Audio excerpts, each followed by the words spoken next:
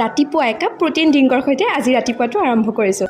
নমস্কাৰ সকলোকে, মোৰ আন এটা মিনি ভিডিঅ'লৈ স্বাগতম জনাইছোঁ। এয়া খাই বৈ মই পটাপট ক্লাছৰ পৰা আহিলোগৈ আৰু আজি জানানে ক্লাছ কৰি থাকোঁতে মোৰ কি মাইণ্ডলৈ আহিছে, মোৰ এনেকুৱা মন গৈছে আজি মই মালপোৰা বনাম, পিঁয়াজ সৰহকৈ দি আৰু লগত গাখীৰ চাহ খাম। আহিয়ে জানানে কাপোৰ সাজ খুলি মই ভৰিহাতকেইটা ধুই পেলাই এয়া আহি গ'লোঁ বনাবলৈ। মই ময়দা লৈছোঁ আৰু পিঁয়াজ এটা কাটি দিছোঁ, ডাঙৰ পিঁয়াজ এটা, আৰু অকণমান বেকিং পাউডাৰ দি দিছোঁ, দি একদম লাগিয়ে গ'লোঁ আৰু আজি পকৰি আৰু চাহ খাইহে এৰিম। পিছে মই এটা ভুল কাম কৰিলোঁ, মই মিঠাতেল ল'ব লাগিছিল, মই কি কৰিলোঁ ৰিফাইন লৈ ল'লোঁ।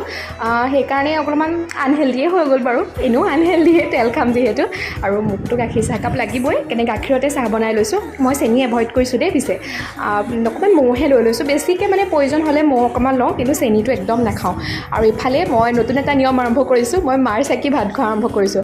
আমাৰ ঘৰত দৌৰা দৌৰিতে ভাতটো কুকাৰতে বহাই দিয়া হয়। এয়া চাওকচোন পাৰিছোঁনে, নতুন জহা চাউলৰ ভাত বনাইছোঁ পিছে দেই। তেন্তে আজিলৈ